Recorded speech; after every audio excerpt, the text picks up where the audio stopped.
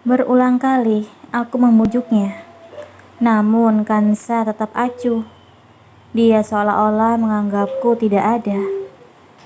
Aku melakukan berbagai cara untuk menarik perhatiannya, namun tetap tidak mendapatkan respon darinya.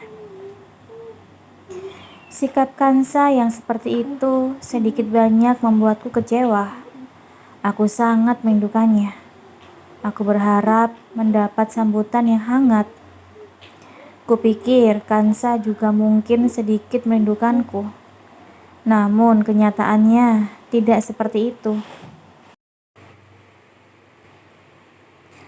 Kansa terlihat dingin dan menjaga jarak. Sebenarnya, apa salahku? Meskipun responnya dingin, aku tetap berusaha untuk mengambil hatinya. Melakukan hal-hal kecil yang mungkin saja akan membuatnya senang dan mau memaafkan kesalahan yang tak ku tahu. Hari itu, aku mengantarkan Kansa untuk melakukan check up kandungan. Kabar baiknya, tidak ada masalah apapun dengan kandungannya. Alka tumbuh dengan sehat dan kuat. Jagoanku menepati janjinya untuk tidak rewel dan merepotkan mamanya. Kabar buruknya, kami dilarang untuk melakukan hubungan suami istri terlebih dulu. Kabar ini tentu saja membuatku kecewa. Menyentuh Kansa merupakan kebutuhan primer bagiku. Layaknya aku butuh udara untuk bernafas. Sosok Kansa sepenting itu untukku. Membayangkan tidak bisa menyentuhnya selama beberapa bulan ke depan membuatku sangat tersiksa.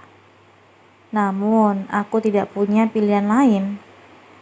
Bila aku ingin istri dan anakku baik-baik saja, maka aku akan melakukan apapun, termasuk bila harus menahan diri untuk tidak menyentuh istri tersayangku. Hari itu, terjadi insiden yang cukup memalukan dan menyakitkan. Ketika aku membuatkan susu untuk Kansa, bagian tubuh kebanggaanku tersiram air panas. Aku berharap masa depanku itu akan baik-baik saja. Tapi ada sisi positif dari insiden itu. Karena hal itu, Kansa tidak lagi acuh. Wanita itu mengkhawatirkanku. Setidaknya aku tahu masih ada sedikit perhatiannya untukku. Aku pikir Kansa tidak lagi marah padaku dan memaafkan kesalahan yang ku tak tahu. Aku pikir semuanya baik-baik saja. Hubungan kami kembali normal seperti sedia kala. Namun nyatanya tidak seperti itu. Rasa bahagia itu seketika sirna. Aku terlalu menyepelekan kemarahannya. Aku pikir dia hanya marah biasa, merajuk untuk mendapatkan perhatian. Namun aku salah. Benar-benar salah. Kata-katanya menamparku, membuatku sesaat kehilangan pikiran. Al, aku tidak bisa hidup denganmu lagi. Ini terlalu menyakitkan. Aku tidak bahagia. Lepaskanlah aku. Aku merasa seolah-olah waktu telah berhenti. Telingaku menjadi tuli. Otakku buntu. Tidak ada lagi suara-suara yang kudengar. Selain suara Kansa, dadaku seketika sesak. Seolah-olah ada beban besar yang diletakkan di sana. Kansa tidak bahagia. Dia tidak bahagia hidup denganku. Aku pasti salah dengar kan? Kamu benar-benar tidak bahagia? Aku benci suaraku yang bergetar. Aku takut Kansa akan melihat kelemahanku. Aku segera membalikkan tubuh, menyembunyikan ekspresi darinya. Jantungku berdebar-debar, menunggu jawaban. Kansa pasti sedang bercanda. Dia tidak serius dengan ucapannya. Atau dia berkata seperti itu karena dorongan emosi saja. Tidak mungkin dia tidak bahagia hidup denganku. Benar seperti itu kan? Tapi jawaban Kansa merusak semua asumsiku. Iya, aku tidak bahagia. Izinkan aku pergi. Aku memejamkan mata. Tubuhku mulai gemetar tanpa kusadari. Luapan emosi memenuhi dada. Kecewa, sedih, putus asa, marah, sakit hati, terluka menjadi satu. Aku merasa menjadi manusia yang paling tidak berguna. Wanita yang paling ingin kubahagiakan ternyata tidak bahagia hidup bersamaku. Kepercayaan diriku kembali hilang. Apakah sebagai laki-laki aku semengecewakan itu? Kenapa Kansa tidak bahagia? Apa karena dia belum mencintaiku? Atau ada alasan lain? Tiba-tiba selekebat bayangan laki-laki itu muncul di pikiranku. Tubuhku bergidik membayangkan kemungkinan itu. Tidak. Kansa sudah tidak ada hubungan dengan pria itu lagi. Tidak mungkin alasan ketidakbahagiaannya karena laki-laki itu. Pasti karena hal lain. Tapi apa? Ingatan Kansa masih menyimpan cincin pemberian si brengsek kembali menghantuiku. Hal itu kembali membuatku ragu. Apa itu karena dia? Tanpa sadar, pertanyaan itu meluncur dari mulutku. Aku menyesal. Seharusnya aku tidak pernah menanyakan pertanyaan itu.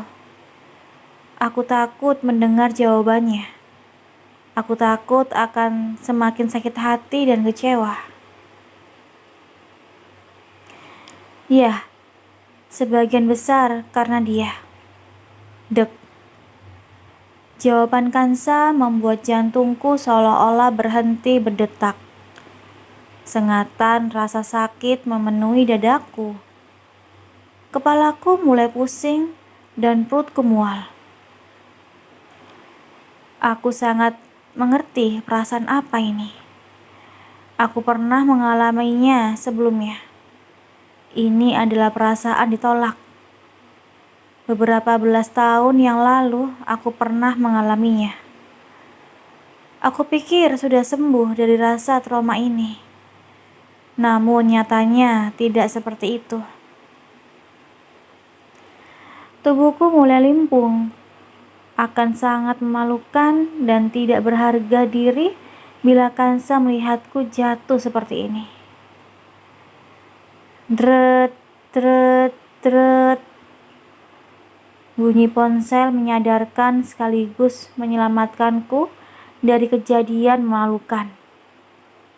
Aku mengambil ponsel dan berpura-pura sibuk dengannya. Panggilan itu dari salah satu pimpinan anak perusahaanku. Tanpa melihat Kansa, aku keluar dari kamar. Aku akan menjawab pertanyaanmu setelah kita bertemu lagi. Aku yang mengecut ini memutuskan untuk kabur. Aku butuh waktu sendiri untuk mencerna semua yang terjadi. Aku tidak siap untuk menjawab pertanyaan Kansa saat ini.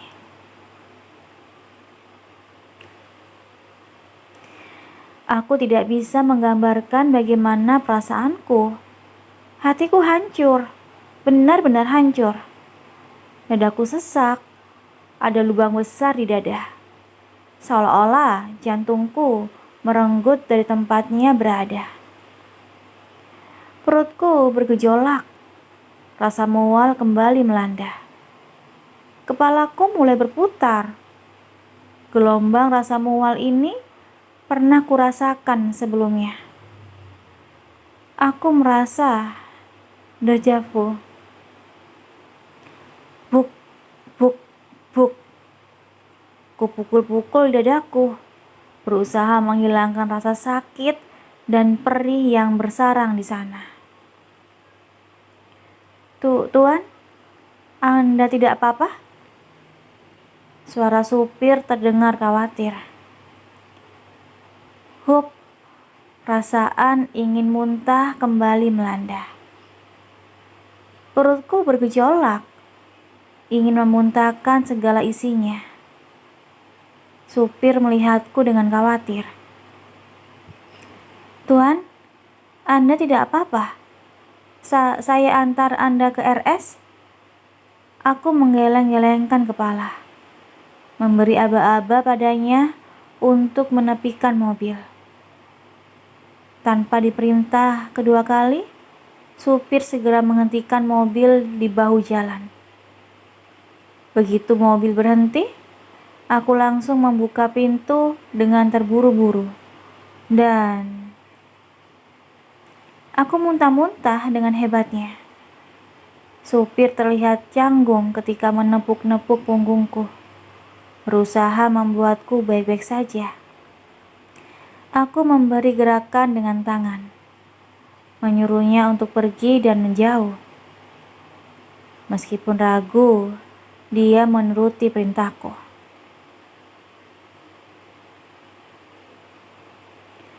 Gejolak di perutku tidak kunjung mereda, malah semakin memburuk.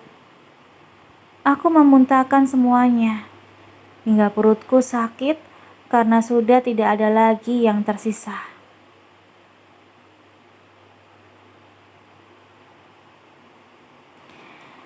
Lelehan air mata membayari pipiku.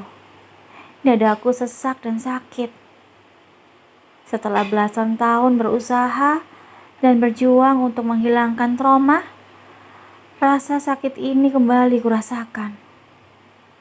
Perasaan ini terasa lebih sakit dari sebelumnya. Wanita yang kuanggap mampu menyembuhkan luka hati ternyata kembali menorehkan luka. Bahkan lukanya jauh lebih dalam dari sebelumnya. Kansa, sakit. Hatiku sakit. Kansa. Buk, buk, buk. Aku kembali memukul-mukul dadaku, berharap dengan melakukan hal itu, rasa sakit di dada ini akan hilang.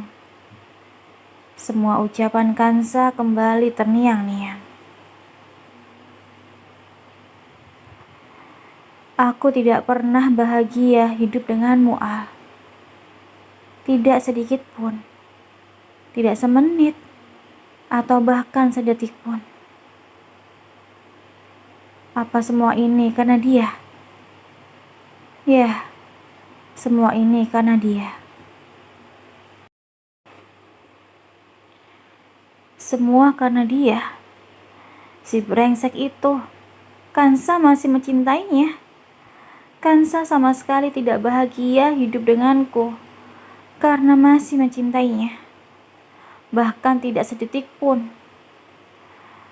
Padahal aku pikir Kansa sudah mulai mau menerimaku.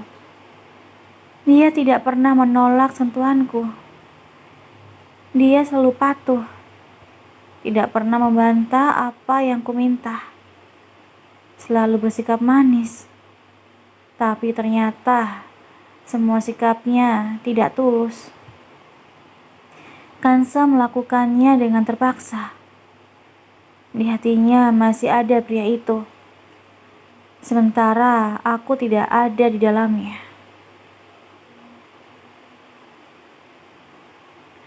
Kansa, sakit, sakit, buk, buk, buk. Kapan kamu akan belajar mencintaiku? Kenapa masih mengingatnya? Kenapa masih mencintainya? Kansa, hatiku benar-benar sakit. Kenapa susah sekali untuk menerimaku? Apa kelebihannya yang tidak kumiliki? Aku akan memperbaikinya. Aku akan memperbaikinya. Please sayang, cintai aku. Buk, buk, buk. Rasa sakit di dada ini tak kunjung hilang. Bagaikan orang bodoh, aku menangis di pinggir jalan. Aku bahkan tidak peduli dengan dunia sekitar.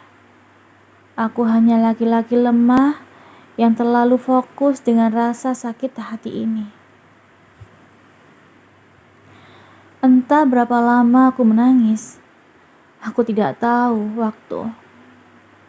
Aku tersadar ketika supir memapaku ke dalam mobil dan memberiku air. Aku menegak air itu. Aliran rasa dingin memenuhi dadaku yang panas dan sesak. Seolah-olah menyiram air dingin di tengah hatiku yang sedang panas membara. Aku menghirup nafas dalam-dalam, menahannya sejenak, kemudian menghembuskan. Kulakukan hal itu beberapa kali, hingga perasaanku berangsur-angsur membaik. Aku menenangkan diri dan mulai berpikir dari segala sisi, baik dari sisi Kansa maupun laki-laki itu. Kansa masih mencintai laki-laki itu. Begitu pula sebaliknya. Keinginan terbesarku adalah membuat Kansa bahagia. Namun, aku tidak rela bila kebahagiaan itu diberikan oleh laki-laki itu. Aku sangat egois, tidak bisa melepaskannya. Kansa maupun Alka adalah milikku. Aku tidak akan membiarkan siapapun memiliki keduanya. Tak terkecuali si brengsek itu. Perasaan egoisku menang. Aku berakhir pada keputusan tidak akan pernah melepaskan Kansa. Mau seperti apapun perasaan wanita itu terhadapku, aku akan tetap menjadi orang yang berada di sisinya. Langsung ke bandara. Baik, Pak. Aku harus menemui pria itu dan menegaskan sikapku. Meskipun perasaan Kansa untuknya, tapi aku tidak akan pernah melepaskan Kansa pada siapapun. Kansa hanya milikku. Hanya aku yang berhak berada di sisinya. Hanya aku.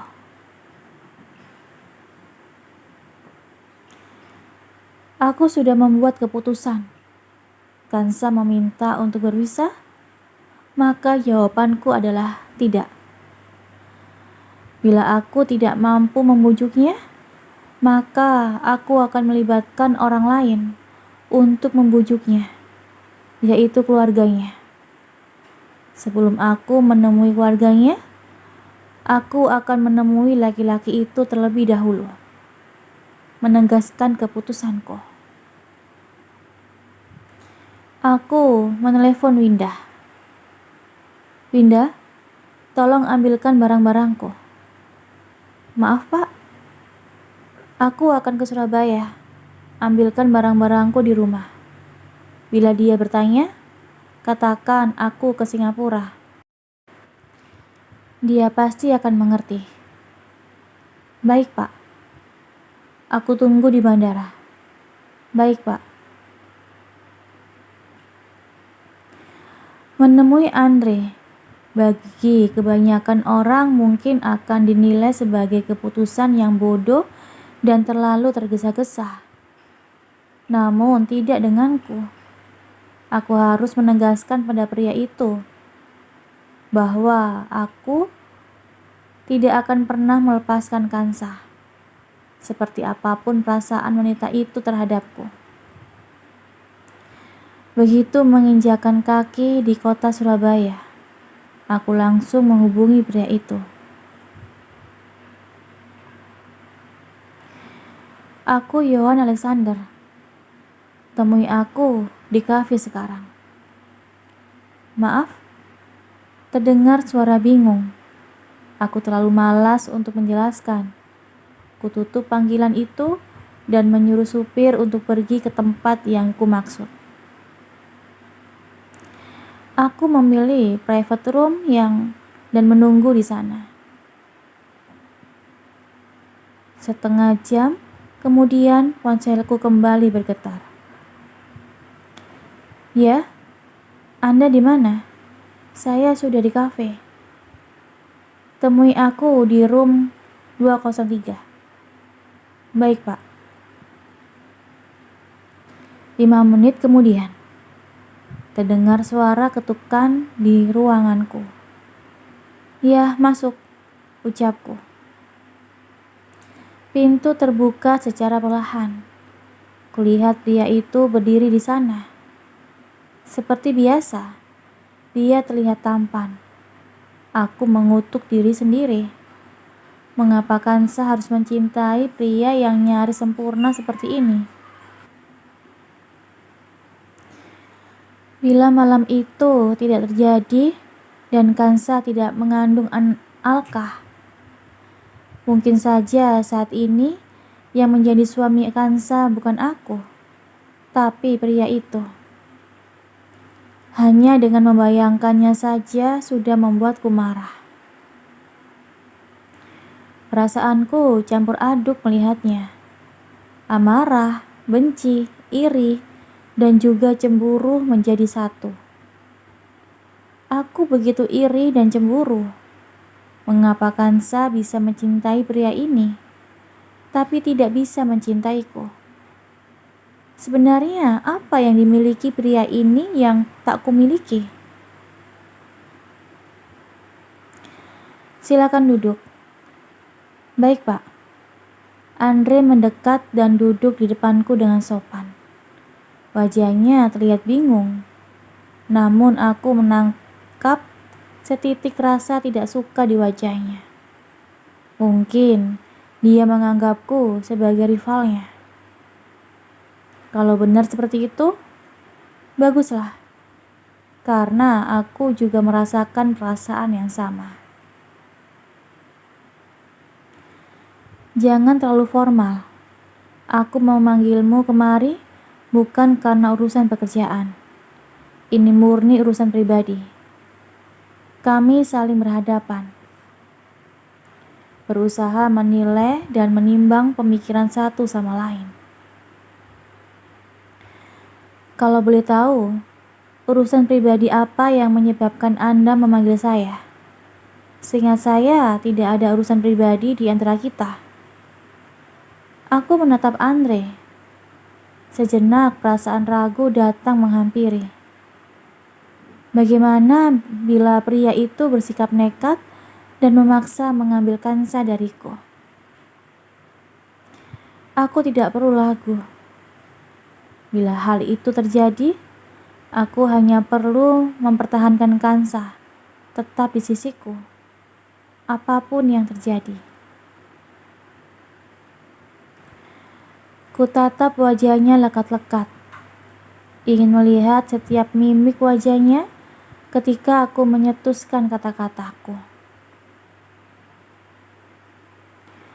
Hatinya masih untukmu, dia masih mencintaimu. Maaf, wajah Andre terlihat bingung. Aku berkata seperti ini bukan berarti aku akan melepaskannya untukmu. Aku hanya ingin menegaskan satu hal. Seperti apapun perasaannya saat ini, Aku tidak akan pernah melepaskannya untuk siapapun. Siapapun. Kami saling bertatapan. Raut wajah bingung dan terkejut tampak menghiasi wajah laki-laki itu. Sebentar, saya butuh waktu untuk mencerna pembicaraan ini. Saya sudah berpikir, namun saya tetap tidak mengerti.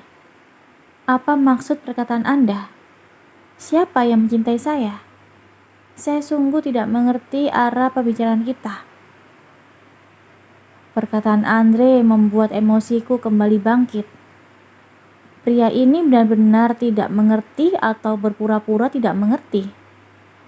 Apa dia hanya ingin melihatku terlihat bodoh? Apa dia ingin aku menegaskan dengan mulutku sendiri bahwa Kansa masih mencintainya? Ingin membuatku menjadi pria yang tak berguna. Rupanya kamu tidak akan membuat ini mudah. Akan kuulangi ucapanku. Dengarkan dan camkan baik-baik.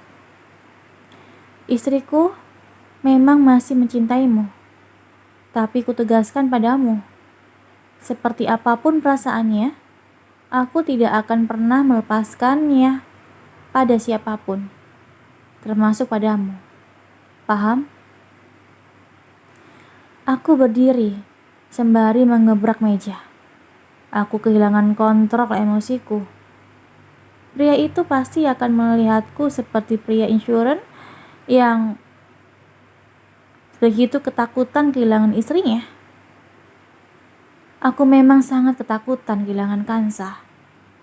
Tapi bukan berarti aku akan dengan mudah menyerahkan Kansa pada siapapun yang mencintainya. Ingin memiliki Kansa, maka langkai dulu mayatku. Pria itu menatapku dengan tatapan mata terkejut. Mulutnya ternganga, seolah-olah tidak percaya dengan apa yang didengarnya. Sentakan mimik wajah geli melintas di wajahnya.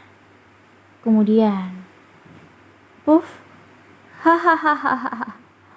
Pria itu menertawaikanku.